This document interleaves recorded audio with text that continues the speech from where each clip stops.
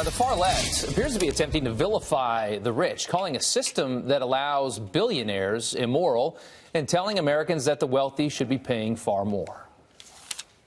But once you get to like the tippy tops, on your 10 millionth dollar, sometimes you see tax rates as high as 60 or 70%. Auditing the rich people on the ultra millionaire tax. 45% of Republicans said that they believe the idea of that kind of top marginal tax rate was a good idea. So I believe that we should increase it.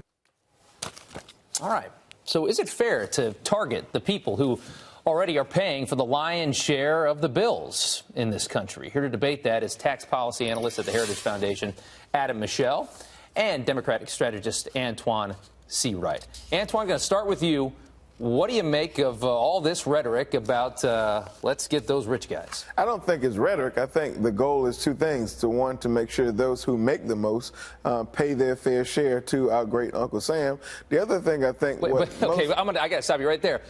Give me your define fair share for me. Well, let me give you an example. I'm from the South, so we speak in examples. Warren Buffett, during the course of I think it was 2006, Obama's second re-election, 2012, I think he declared he pays more in taxes than, his assistant pays more in taxes than he does. That just doesn't make sense. I think what reasonable people are trying to do, not necessarily the extreme left, as some couch it, is to make sure those who make the most pay the most, and at the same time make sure there's tax relief for middle-class working people who carry their fair share of the burden in this country.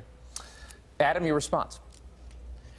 Yeah, what you won't hear anywhere is that this isn't just a plan to tax the rich, tax the ultra-wealthy.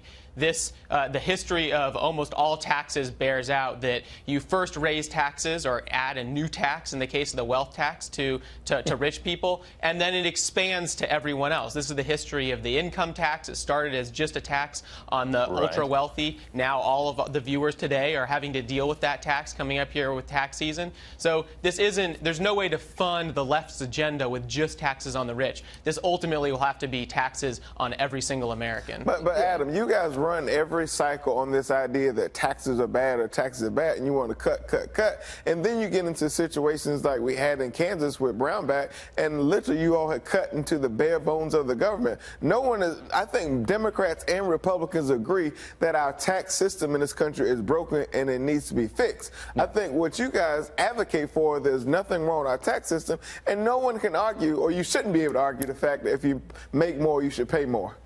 All right, let's look at some of these plans and just take a check of them. Alexandria Ocasio-Cortez, her plan is that marginal tax rate, somewhere around 70%, she was saying, on income above $10 million. That doesn't seem to be too dramatic. The problem is if she wants to pay for all the things she wants, that's nowhere near enough money to pay for any of it. You're going to have to bring that 70% rate down to a much lower pay scale. Elizabeth Warren here, she wants maybe 2% of people's money if they're worth over $50 million. She wants 2% of that every year, and 3% if you're worth over $1 billion.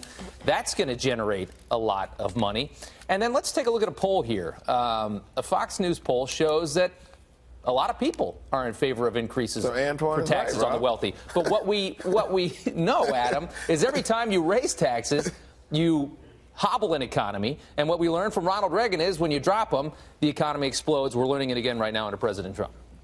That's exactly right. It wasn't just in the 80s when we lowered taxes, but before that, in the 60s under Kennedy, and before that in the 20s, those top tax rates that were in the 90, 70% range were lowered one after another. And each time those tax rates came down, we had some of the longest economic expansions in our history. So the history bears out that tax cuts do help the economy. And so that and anything that goes in the opposite direction will hobble the economy, as you said, and make it harder for people to get higher wages and for job creators to create more jobs. How do you argue that point, Antoine? I don't. I just agree with 70% of the people on your Fox News polls. We need to make sure that wealthy pay their fair share, and I don't think that's a problem. Look, any proposal, whether it's taxes, whether it's healthcare, whatever it is, starts out one way, but it evolves over time, and I think that's what bothers me so much about the rhetoric I hear from Adam and some of his dear friends. Look, it's not how you start out, it's how you finish, and I think we all agree that we need to reform our tax system to make sure middle-class